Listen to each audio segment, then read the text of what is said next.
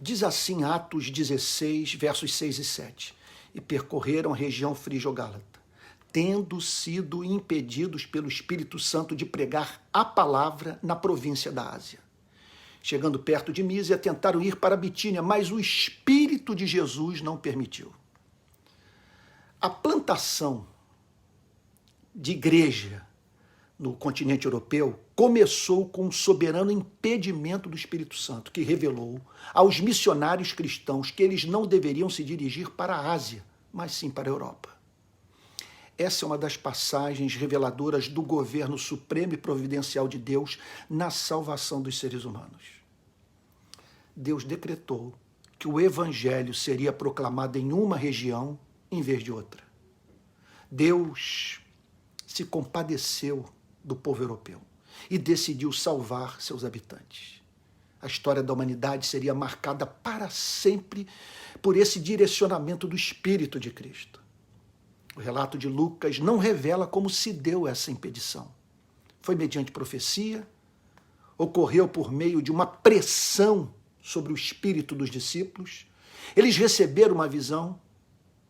Não sabemos. De qualquer modo, fica essa lição para os envolvidos com a obra missionária. Deus, de modo absolutamente independente, abre e fecha portas missionárias. Que saibamos celebrar a esfera ministerial que o Espírito Santo designou para as nossas vidas. A sujeição, sem ressentimento, aos propósitos do Senhor da seara, permite que marquemos a história de forma inimaginável, pois Deus honra a quem pela fé submete seu trabalho à direção divina e abençoa o que determinou abençoar. Somos remetidos por essa informação sobre os bastidores da evangelização do continente europeu para um mundo que não se encaixa na mentalidade das igrejas geridas de modo empresarial. O que garante o êxito no trabalho de expansão do reino de Cristo não cabe nos cálculos meticulosos dos tecnocratas da fé.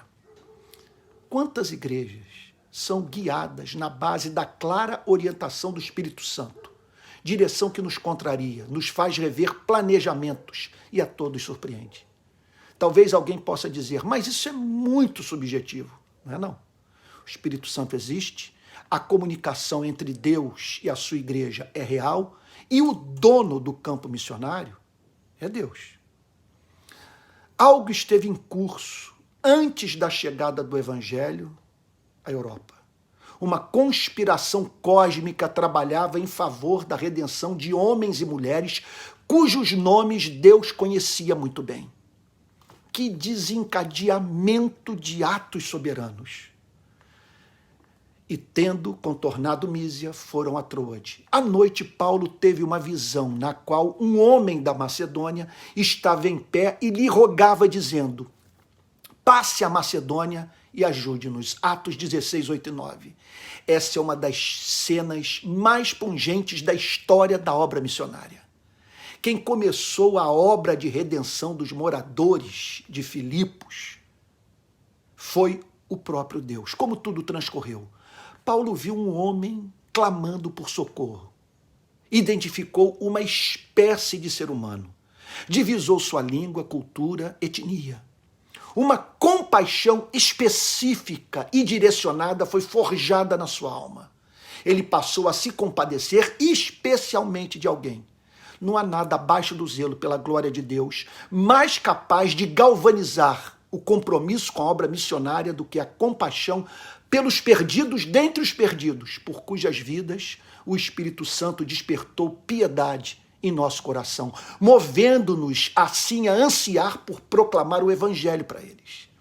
Deus mostrou a Paulo uma visão tocante. Um ser humano clamando por solidariedade e auxílio. Ele é visto de pé, a urgência no seu apelo. Ele deve ser atendido imediatamente. Havia um pedido que somente os cristãos poderiam atender.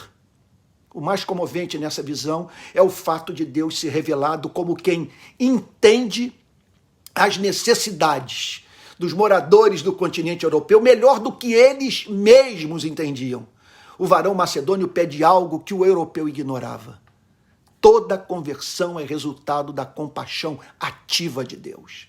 A história da entrada do Evangelho na Europa nos ajuda a entender Filipenses, capítulo 1, verso 6.